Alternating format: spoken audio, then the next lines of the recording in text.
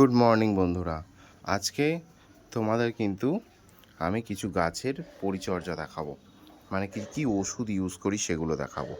এই হচ্ছে কনফিডার, তার সাথে এই হচ্ছে কাকা, এইগুলো কিন্তু ফাঙ্গিসাইড।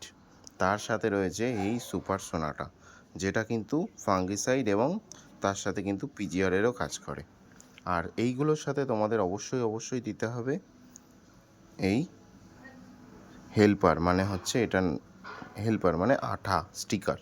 তার সাথে রয়েছে Epsom salt, humic acid, seaweed extract.